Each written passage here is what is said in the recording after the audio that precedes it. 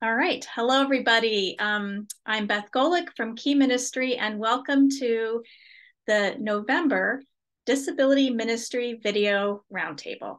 I'm joined by my colleague, Catherine Boyle, who is our Director of Mental Health Ministry, and it's very exciting to have this group here today. So I bet you wish that our topic today was we are going to give you X thousand number of dollars and you can do whatever you want with your disability ministry. That is not the topic, though. Our topic is dream big.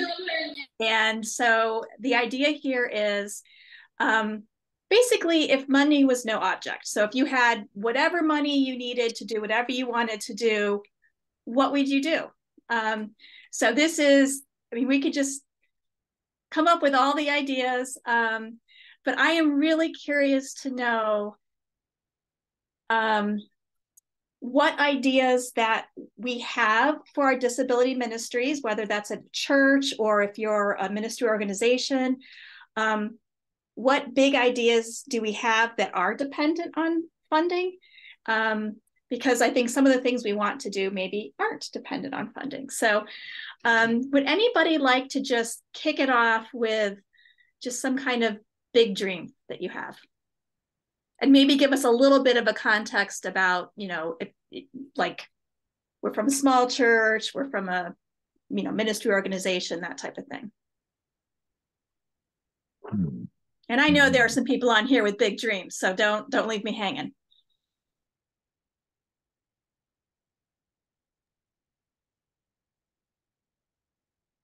You all just came for ideas. Nobody Okay, has fine. here. Okay, fine. I can go. Okay, thank you, Amanda. Good to see you. Good to see you too. Um, so I guess I'm sort of in a different spot right now with this because, um, I actually had a big dream, have a big dream, and my church said yes. And so now I'm like in the planning of doing the thing. So I am starting a day program for adults with disabilities in Columbus. Wow. So that is very exciting. I presented it, I don't know, a little over a year ago, and they were like, great idea, not such great timing. And then about 6 months later, they came to me and said, actually, we want to do it. And can you present it again to like the board? And um, so I did, and they said yes. So now I'm like, I'm doing I coordinate a disability inclusion ministry at a large church in Central Ohio with multi sites, and I'm in addition to that, I'm doing the startup of the day program. So that is very exciting, and if anybody knows, like how to start a day program for adults with disabilities, you can like come my way. I have an idea. I used to work for one, and I know what I'm doing, sorta. But it's kind of one of those things that I'm like now I'm in the weeds of the law and the rule book and the all of that. And I was fortunate to go to First Christian Church up in Canton last Well, week, that was my first. That was going to be my first recommendation. So right? I'm glad you've already connected there. Yeah, I connected with Ryan Wolf, and he connected me with First Christian and their program. And I spent the day up there last Wednesday. And they had a ton of really valuable information. So it was awesome. So I'm like in the phase of like, okay, they actually said yes to my dream. Imagine that. What? So now I have to do the thing, Right. which is really exciting. Really humbled. Yeah, God is in it, but that's where I'm at, and never thought that it would come like this quickly ever. Like I was just like my boss wanted to, just talk about future and what did I see, and I'm a dreamer, I'm a visionary, and so I had this idea, and it's a little bit of a struggle because I'm not very administrative, not very organized. So that's fun. So that's me. That's what's going on. That's my big dream. And apparently we're doing it. So God this is such gave her a good gift. this is a phenomenal way to kick off this roundtable. So Oh, thank good. you. I'm glad. I'm like, I'm always like, you know me, Beth, I'm a little chatty. So I'm like, I don't want to like take over, but No, I think this is a great way to kick off. So it wow, was a lot crickets to for a unpack minute. here. So I'm like, I'm gonna say it. Yeah, a lot to unpack. So okay, so I'm hearing a couple different things. So one is Amanda had a big dream, and she didn't just keep it a dream in her head and her heart. She actually like put pencil to paper, or made the appointment, whatever, did a little research, and she pitched the idea. Good. And maybe the first time it didn't take, but wow, what a fantastic opportunity you have ahead of you. So so a couple things I'm hearing here. So one is, I mean, with prayer and research and perseverance, like sometimes big dreams can come true. Absolutely. There is work on the other side then, once that dream does start to become a reality. And so putting together that team, because you said, you have these skills, but maybe you don't have these skills. And so putting that team together is super important. Yeah, this is really amazing. So very exciting. I think if anybody has ideas of people or organizations that Amanda should contact, I would highly recommend you throw them in the chat. Yes, please. I will write them all down. I will. Yes. Well, I'm really trying to go and look at other organizations that are doing what we're doing. And I'm having a hard time finding places here in Central Ohio that are willing to have us come and tour their facilities, because we're seen as competition. Oh, seriously? Seriously. I feel like there's enough. Now, there's not really there's not a Christian day hab program out there. Overland Park, Kansas. Okay, thank you. I'm gonna write. Oh yeah, Doc. Hi. I'll look into that. Yeah. All right. You guys are awesome. I feel like in all of the things, I don't feel like we should be competing, because I feel like there's enough need. Yeah. Anyway. Okay. There's enough need to go around. I mean, our waiting lists are huge, and I'm just trying to, ease that from families and partner with our city and with our, So I'm having a little bit of a challenging time though with that. Like, I was really kind of surprised myself. But unfortunately, that is the overwhelming feel across the country for anything. Okay. Even back 15 years ago when I first started disability ministry, and I reached out to churches who were doing it, and I had no clue what to do. And, all these other great organizations really, weren't going as much. They wouldn't share anything with me because they didn't want me to steal their information. Right. So there is that mentality, and especially in the world of disability, nobody wants to share what they have, and they're afraid you're going to take their volunteers, you're going to take their donors, you're going to take their families. But the problem is there's more than enough to go around. There is. Nobody has enough. So we got to change that mentality out there, and we all need to help one another. Can we make a promise that at least the faces that you see on here, we are going to support one another, support upcoming ministries, and let's expand, let's 100%. Do this for the kingdom building, and let's just multiply. Absolutely. Try to divide. Yeah. So and it is improving, and obviously Key and Soar and Johnny and friends and Ability, we're all out there to work and collaborate and work with one another. And I know everyone on here has been great with that. So it's definitely not across the board, and it is changing. Absolutely. I want to make sure I state that and not say that's the case across the board, but it is something we definitely have to be aware of and fight. But we need to lock arms and collaborate, and it's the Big C church. We're all one team. That's right. And I'm in Northeast Ohio, and I work at a church in disability ministry. And I would say in the last 3 or 4 months, I've been contacted by like 3 or 4 other churches in the area who wanted to meet with me about starting disability ministry. And I, every time I say yes, and even if they're, quote, one of our competitor churches in town, because this, this is not a market share kind of thing. I do not want to corner the market on disability ministry. We cannot have everybody in one church. That makes no sense at all. And shout out to Rena Riley, who's the director of First Christians Day program. She was phenomenal. Showed me absolutely everything, and then went above and beyond and shared documentation with me. And she's like, this is building the kingdom. I mean, just literally what you said, Beth. And so there is that. It is happening, but I'm not finding it in my own city, unfortunately. But that's, we'll do the thing. Yeah. But these recommendations are super, super helpful. I'm writing them all down. Excellent. All right. Well, that was a great way to kick off our our discussion. Who would like to go next? Julie. Okay, so this is really super exciting. A while back, I've been working with the director of our church for a long time in a volunteer position, and happy to do it, and just being blessed by, brainstorming with her, just being another ear while she's trying to figure out what to do next.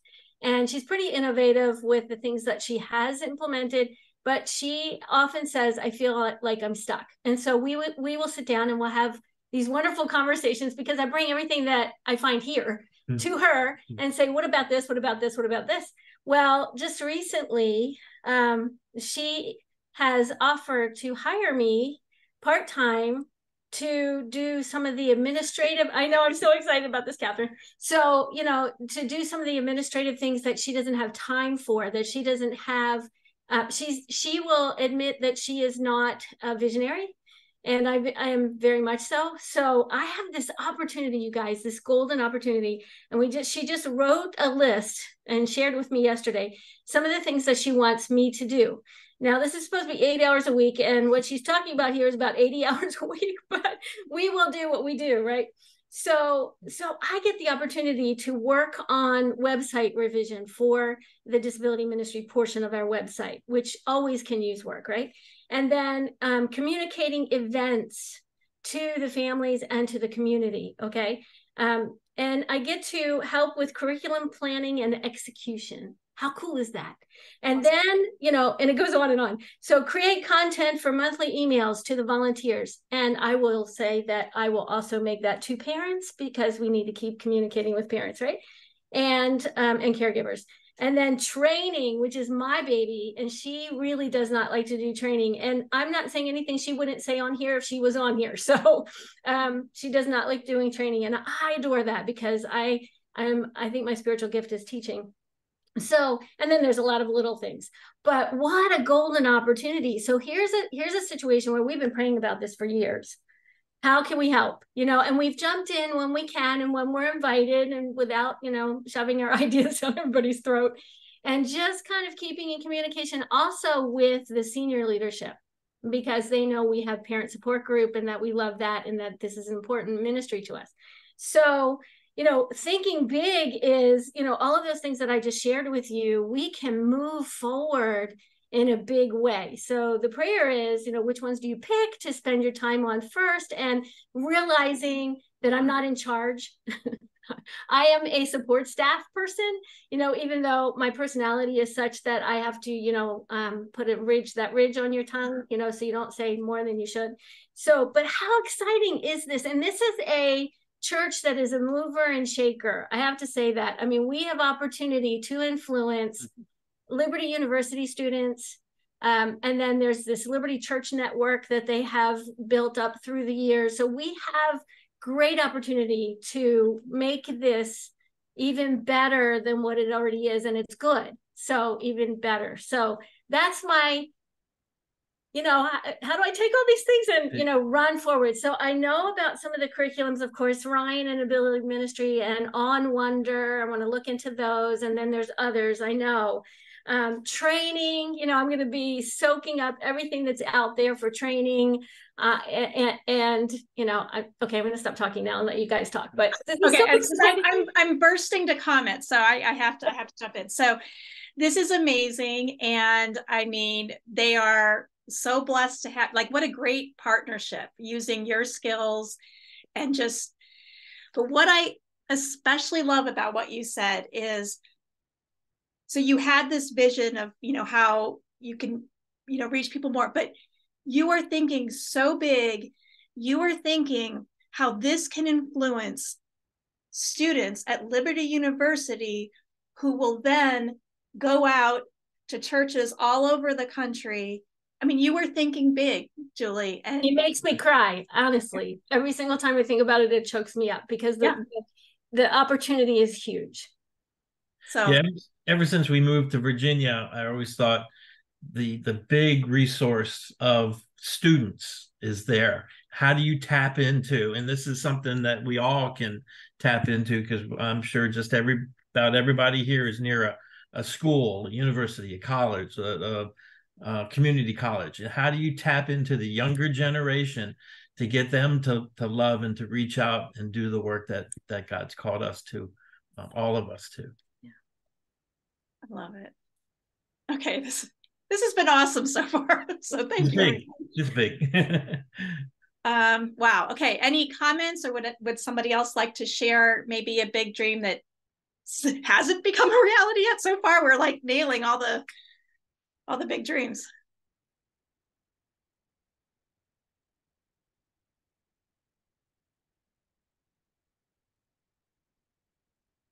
Anyone? One of the things that I wish we had more of in our area was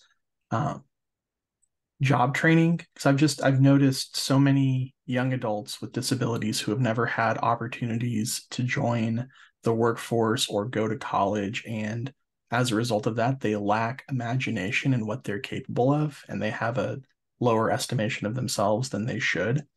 And I just wish there was I know there's some really good employers that create opportunities for that, but that's too small. But somewhere to help them discover what they're passionate about, what they're gifted in, and then that might encourage them to seek it through traditional routes and stuff. So I don't know what that would look like, but I mean, Shepherd's College type stuff, I guess, is what I'm wishing for.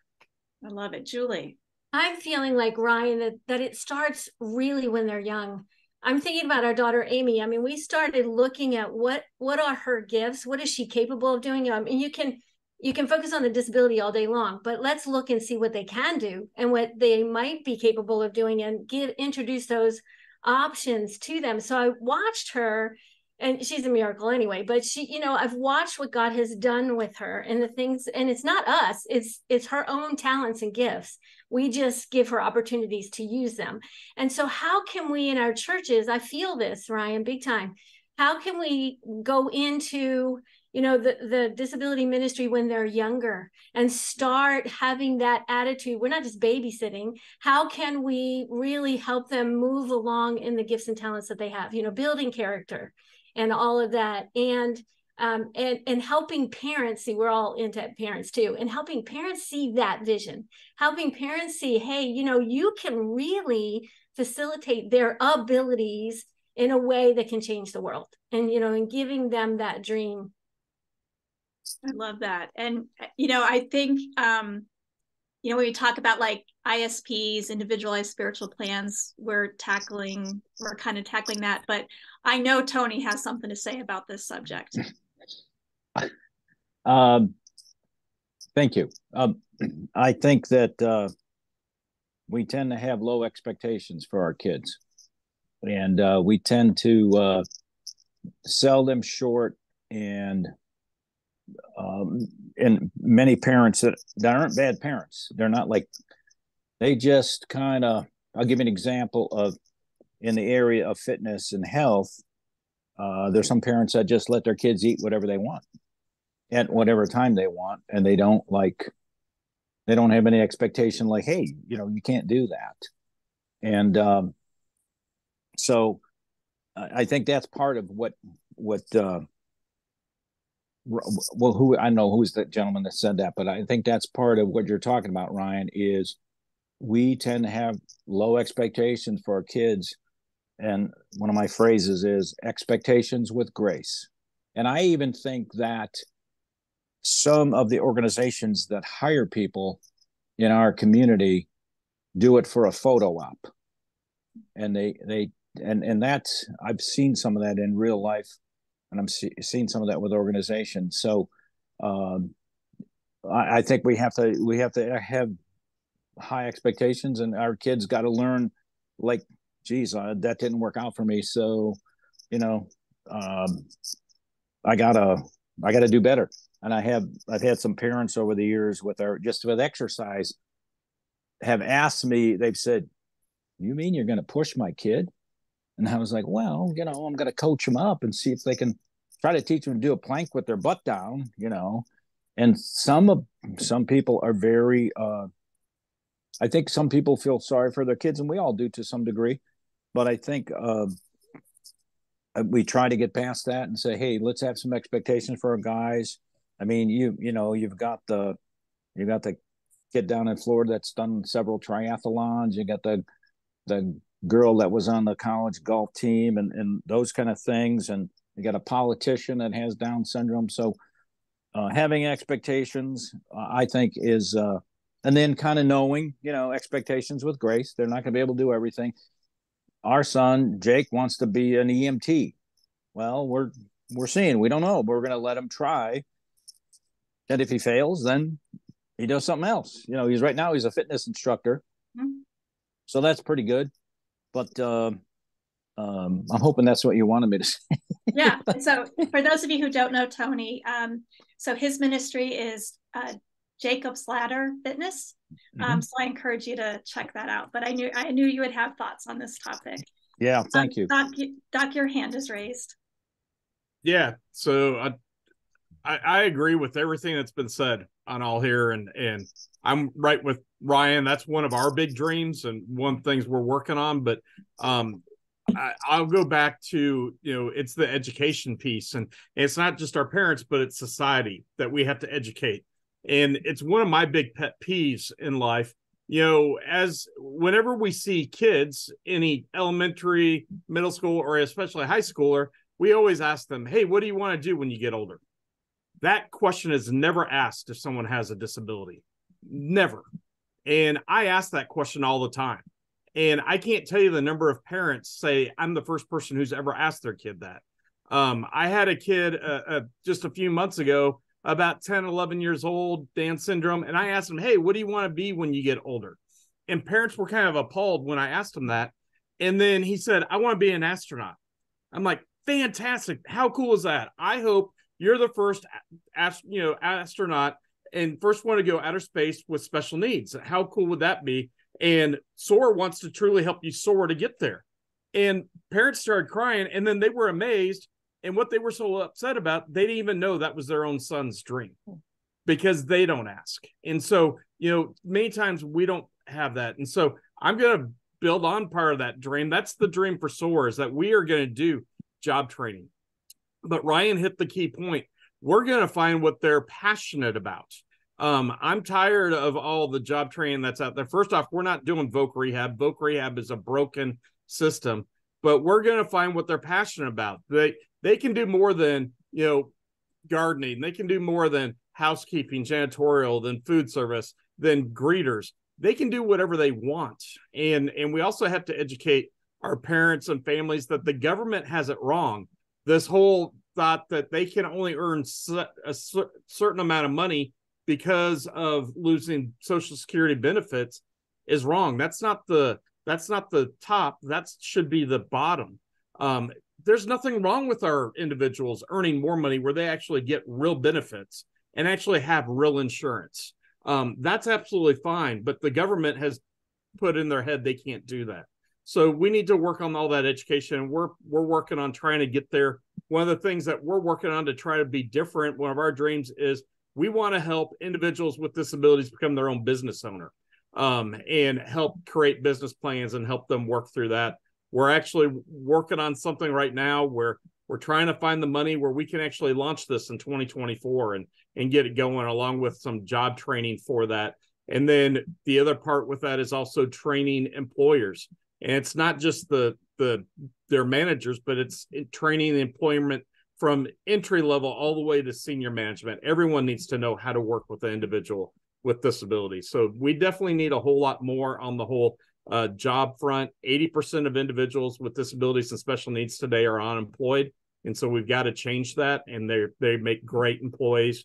If you are have a company and you've got individuals with disabilities working for you, study after study shows you have a 27% increase in profitability, not because they do such a great job, but because families with disabilities will flock to you and support your business for supporting them. And that's shown repeatedly. So we just need to help change that and help these individuals get jobs. So that's one of our big dreams. Our other big dream that we're working on, as many of you know, SOAR hosts the nation's largest disability day camp. We're hoping to do 3 this year. But my dream is that we can develop an entire team to be able to do this, and then make that be a mobile camp that we can take across the country to churches all over the country who can't do this, and not just have it in Missouri and Kansas, but be able to go to key churches for a week and have a staff and then work with those churches to help raise the volunteers to do that. But to give these great experiences for a week throughout the country off and on. So that's another one of my big dreams, if we can get the money to do it. All right. So I knew I could count on Doc for some big dreams. So Doc, if you wouldn't mind putting SOAR's website in the chat in case people want to check that out. And I'll comment, but Brian has his hand up. Oh, I was just going to say, I really liked what Tony said with expectations with grace. And that's where and I agree with Doc too, that the vocational rehab is kind of a broken system, but thinking about creating in a sense, low expectation, but with lots of opportunity to let people really discover things. Because when you just are hiring people into roles or putting them into volunteer positions without an understanding of what their actual passions or giftings are, that's where I feel like you wind up with tokenism, which doesn't really benefit anybody. And it just gives the illusion that you're doing something. So I don't know what that looks like, but I feel like it almost has to be a place where people can come and live and just do regular domestic life with having opportunities to get into a craft or a trade or figure something out. But like when I was a kid, I wanted to be a cowboy and I wanted to ride dinosaurs, and that didn't pan out. So but as your imagination continues to be engaged, that's I don't know, there's a lot of good stuff you said, Doc, but yeah, continuing to engage that imagination. What do you want to be? What are you dreaming towards? And those dreams will evolve and take shape. And so you don't get locked into your dream when you're 5. Or we'd only ever have astronauts and firefighters and cowboys, but cowboys that ride dinosaurs. Okay, we've got so many hands raised. So it's Catherine, Andrea, Doc. Okay, so me first. So Ryan, back to your initial comments about, looking for job training for people. So some of you know that my young adult son is on the spectrum.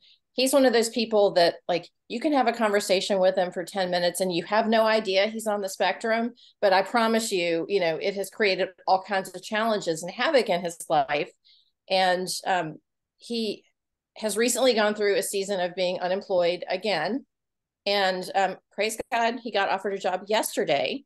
But he was in the autism support program at Marshall University in West Virginia.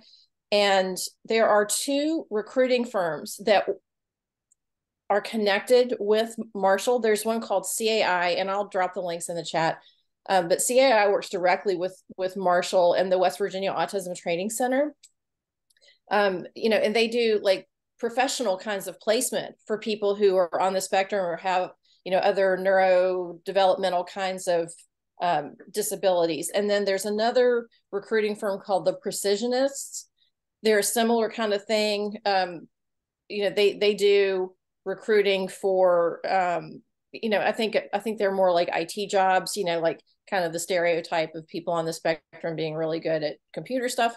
But still, there's a lot that can be learned from the approach that these kinds of organizations are taking to job training, placement, and that kind of thing.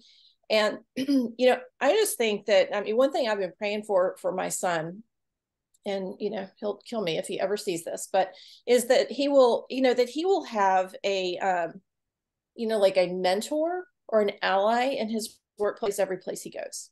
And I just think that that is so critical for people who have any kind of disability. I mean, we all need somebody who's got our back in our workplace, right? Disability or not. And so I just think that that is a really critical thing. I mean,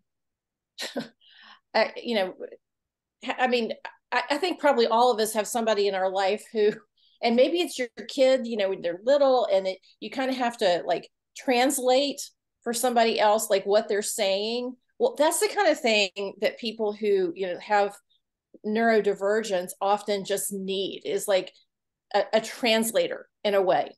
And so, I guess if I could express a big dream, would be that there wouldn't be these, okay, we checked the box, we hired somebody with disability, we don't have to do that again for 20 years, and we can fire them after the probation period is over. But that, companies would be serious about this and would, hire people who get trained, equipped, whatever, to come alongside those individuals who have disabilities. And I will echo what Tony said. I have seen with my own eyes that real responsibility makes people rise. And that, I mean, I don't care who you are, whatever your ability or disability. And so I really dislike so strongly the whole victimization mentality that can go along with disability. And so, that's not who we are in Christ. So that's all I have to say, but I'll drop those links I mentioned in the chat. Thank you. Yeah, this is some good resources. Okay, we have Andrea, Doc, and then Tony. Well, this is a huge passion for me. I think that in general, probably church culture needs to change, that we are finding ways for lots of individuals to have opportunities in our church. My son interned last year as a high school student as the youth worship arts leader, because that's something that he wanted to go into, and they took a chance on him and he loved it. And now he's in college doing that and now has a position at our church. And that just really sparked my thought, like, why are we not doing this with more high schoolers in general? And I think that even having that culture would probably lead into more opportunities for individuals with disabilities, just broadening those thoughts. Also, I think my husband actually works in adult employment services for people with disabilities. So, wow, it's just such a hard thing. And some of those opportunities just are diminishing depending on laws and different things. And they themselves have a challenge finding, companies willing to employ people with disabilities. And we talk a lot about how the church can step in and help with that. And so I think that's probably a great idea for churches to reach out to those companies and ask, how can we partner in finding some opportunities for employment within the church, or how can we match employers in our church with your company who employs people with disabilities. I think that that's an avenue that maybe should be looked into for churches.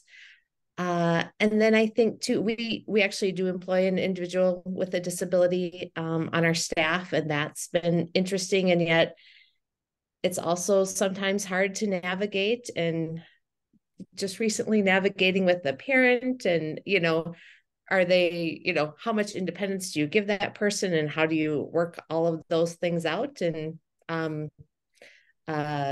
so it's takes some work to do it. And then of course you just keep trying to do it better and better.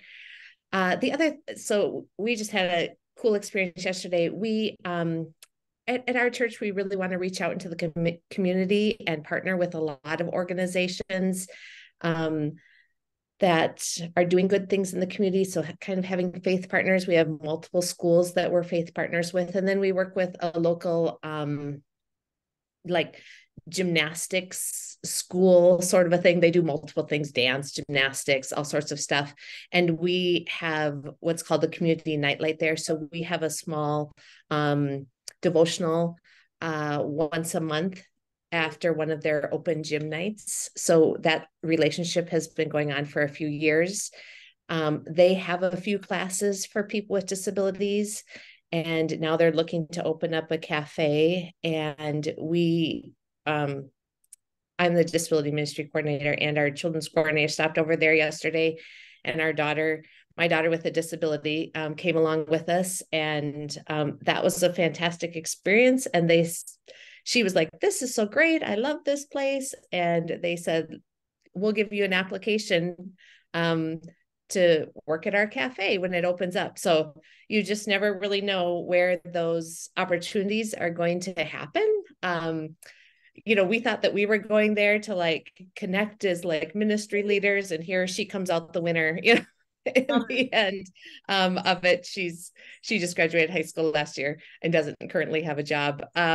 So I think just figuring out ways to partner with people within your community too, and within your church, because the people with individuals with disabilities don't have to be employed in your church, but who do you know, or what groups can you be connected with in your church that you can point those people to for employment? So I think we need to start thinking outside the box a little bit more. And I love Doc's, huge, big idea, but what are those little ways that at our churches we can find connections that can connect people to employment?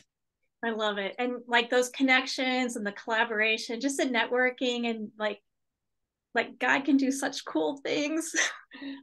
So I love it. I love it. Thank you for sharing. Doc, and then Tony. Yeah. And Andrea, thank you. Agree with that. And she kind of touched a little bit on what I wanted to bring up. And, she mentioned, the laws and things changing and kind of affecting everything. I think that's one thing that we all need to be aware of, and help in trying to educate our families and help our families truly become advocates and help bring up, general awareness. First off, I don't know if everyone on this call or whoever would listen at some point realizes that it's actually legal to pay subminimum wage to individuals with disabilities in the majority of the United States and the country. And disabilities is the only, group that's legal for. Well, that's not right. At the same time, I know in just about every state right now, they have legislation moving to remove rights of adults with disabilities. And back in March, in the state of Kansas here, the Kansas state senator, and I'll go ahead and use his name, it's out there, Senator Tarwater, stood on the Kansas Senate floor pushing legislation to remove the rights of adults with disabilities so they can put more funding into other things. And he made this statement on the floor, and it's on YouTube. He said, "All adults with disabilities need to move back in with their parents and rot to death because they have no right to live." And there was applause on the Senate floor. I shared it with every major news station. No one shared it. And our families, and the reason is because no one's talking about it. No one does anything. Our families are so busy trying to survive that they're not sharing how difficult life is to others. And so we need to help the community realize life as a caregiver, life as a parent is tough.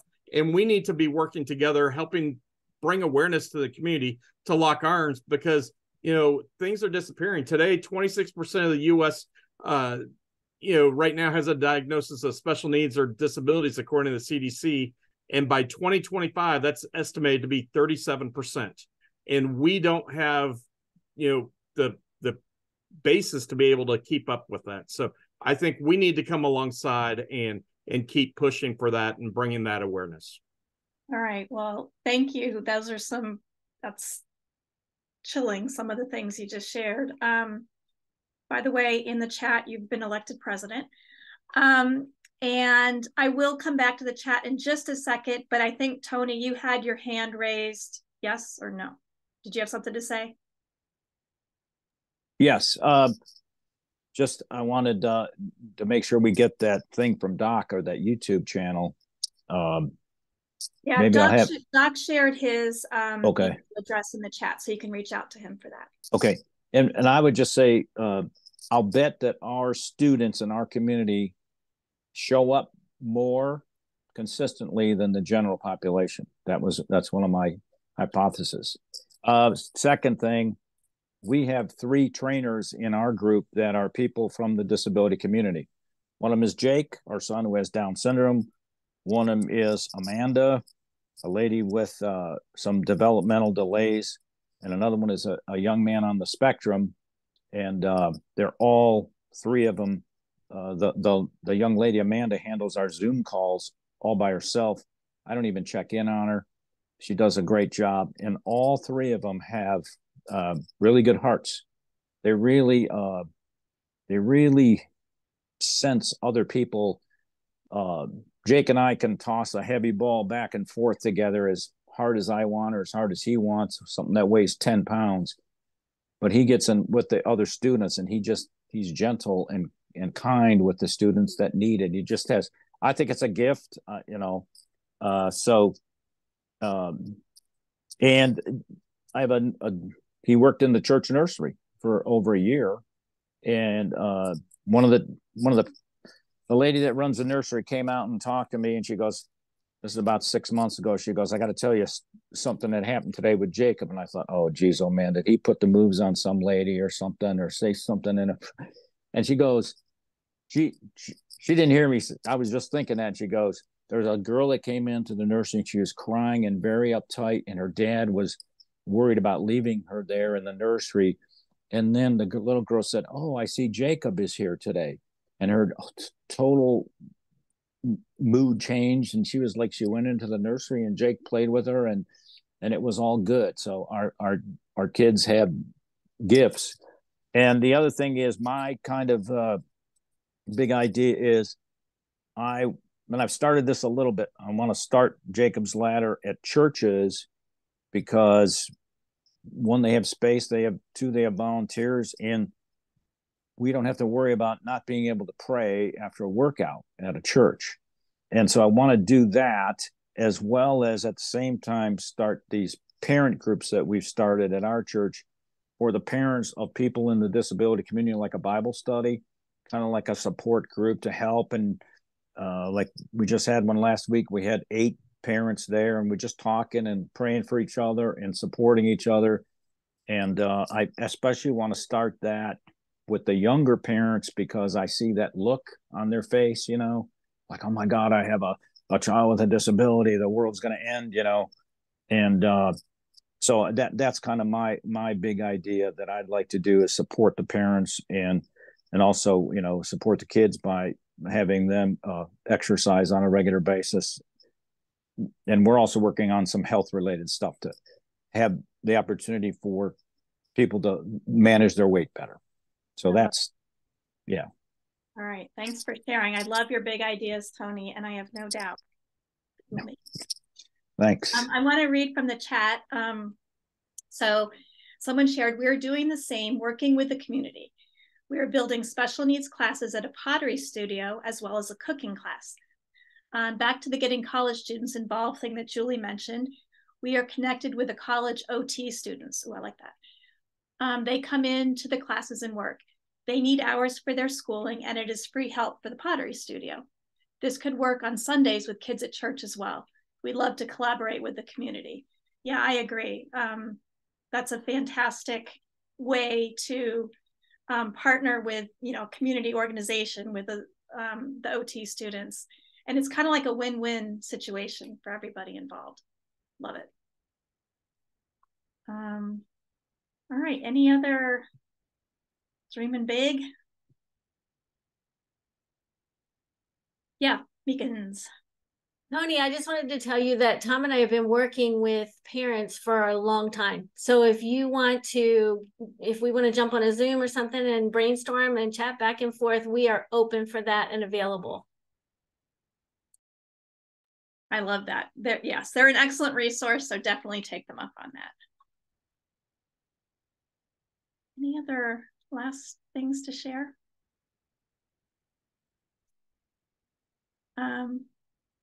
If you wouldn't mind, I would just like to close us in prayer today. I feel like there were a lot of really big things. And I just want to lift it up in prayer. So if you'll join me. Father God, we just thank you for this time together today. We have some pretty big ideas, but you are a really big God. So Lord, we just lift these up to you. We lift up the people that are here today, the people that will be listening. And Lord, only you can make these things happen. So we just thank you for this time together. I thank you for this group of people. And Lord, we love you so much. It's in your precious son's name we pray. Amen. All right. Thanks, everybody. December, we're going to take off. So we'll see you in January. We will have a December idea share, though, the first Monday of December. And happy Thanksgiving, everybody.